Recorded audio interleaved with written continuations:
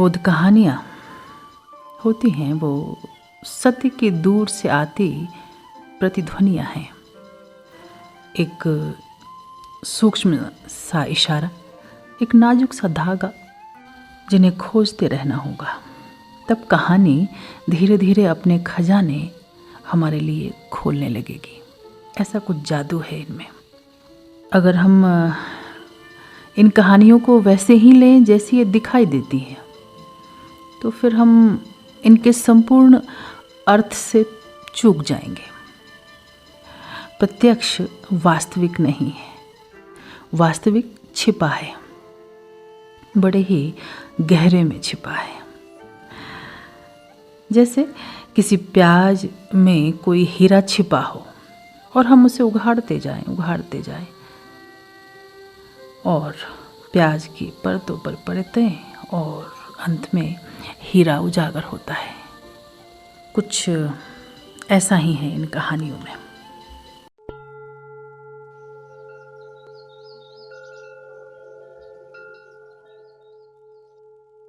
आज की बोध कथा पहले महायुद्ध के समय की बात है। एक कमांडर ने अपने सैनिकों को कहा, सैनिकों, बहुत खतरनाक कार्य के लिए 5 सैनिक चाहिए। उस कार्य में जीवन के बचने की संभावना नहीं है, इसलिए जो स्वेच्छा से जोखिम उठाने को तैयार हों वे अपनी पंक्ति से 2 कदम आगे आ जाएं। वह अपनी बात पूरी कह ही पाया था कि एक घुड़सवार ने आकर उसका ध्यान बटा लिया। वह कोई अत्यंत आवश्यक संदेश उसे देने आया था। संदेश को लेने और पढ़ने के बाद उसने अपनी आंखें टुकड़ी के सैनिकों की ओर उठाई। उनकी पंक्तियों को अखंड देखकर जैसी पहले थी, वह क्रोध से भर उठा।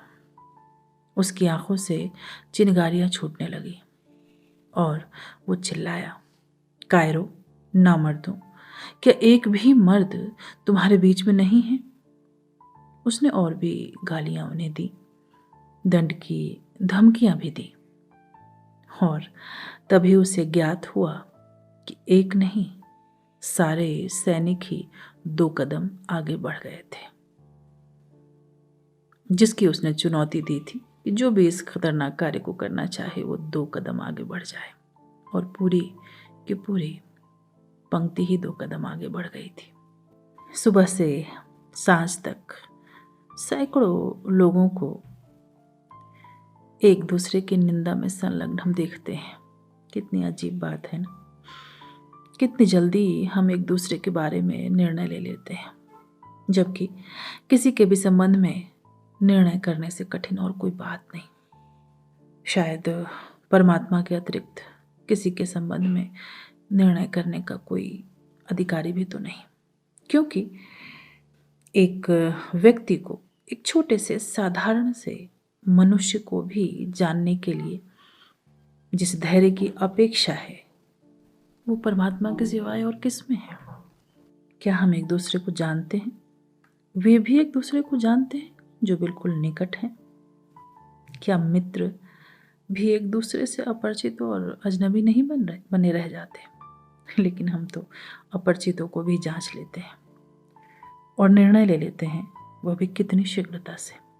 ऐसी शीघ्रता अत्यंत कुरूप होती है। इस तरह की जो शीघ्रता है अत्यंत कुरूप लगती है। लेकिन जो व्यक्ति अन्यों के संबंध में विचार करता रहता है वो अपने संबंध में विचार करने की बात भूल ही जाता है। और ऐसी शीघ्रता निपट अज्ञान भी है, क्योंकि ज्ञान के साथ होता है धैर्य, अनंत धैर्य। जीवन बहुत रहस्यपूर्ण है। जो जल्दी और अविचार पूर्वक निर्णय लेने के आदी हो जाते हैं, कहीं ना कहीं वो सत्य को जानने से वंचित रह जाते हैं। यही सार है इस बोध कथा का कि उस कमांडर ने, उसकी अपनी आंख ओझल हुई, किसी और कार्य में उलझ गया और उसने पहले देखा ही नहीं कि जो चुनौती उसने दी थी उसकी पूरी टीम ने उस चुनौती को स्वीकार कर लिया था। सारे सैनिक 2 कदम आगे बढ़ गए थे, लेकिन उसे लगा शायद कोई नहीं बढ़ा। इतना भी धैर्य नहीं कि पहले देख लिया जाए। हम सब के लिए भी क्या सच नहीं है ये बात? छोटी छोटी बातों में, चाहे घर परिवार में या अपने बिजनेस में, अपने काम में, अपने मित्रों के साथ, कोई छोटी सी बात हमें लगती है या किसी के द्वारा कोई बात कह दी जाती है और बिना उसको ठीक तरह से समझे हुए और बगैर सोचे समझे हम कोई भी निर्णय ले लेते हैं। ये जो बोध कथाएं हैं वो हम सब के बीच घटी हुई बातें ही तो हैं। अगर हम इससे थोड़ा बोध ले सकें तो सार्थक है।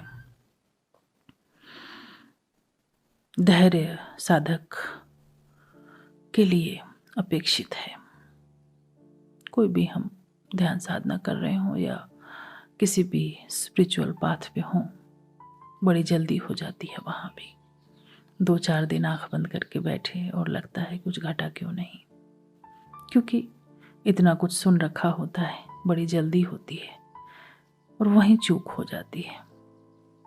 बात क्षण में घटने की है, ओशो ने बार बार इसकी याद दिलाई है, लेकिन उस क्षण को आने के लिए बड़ा धैर्य चाहिए। तो ख्याल करेंगे इस बोध कथा से कि क्या अपने जिंदगी में भी हम ऐसे अधीर तो नहीं हैं। थोड़ा रुक कर, थोड़ा ठहर कर, थोड़ा जानकर अगर अपने जीवन में फैसले करें तो बहुत सारे दुख ऐसे ही कम हो जाएंगे। जैसा कि बोध कथाओं के साथ बैठते हैं हम ध्यान के लिए, वैसे ही बैठेंगे। अगर आपने कोई ठीक जगह, शांत जगह जहाँ 1 घंटे आप अपने साथ बिता सकें ले ली है तो अच्छा है। आंखें बंद करके बैठना, सहज होकर बैठना, जो भी मुद्रा आपको सहयोगी लगती हो, और जो भी आसपास घट रहा है उसके प्रति जागरूकता कि वह हमारी शांति में बाधा नहीं है, स्वीकार है।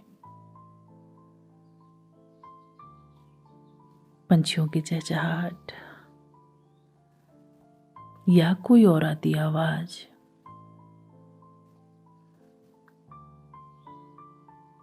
या भीतर चलते विचार,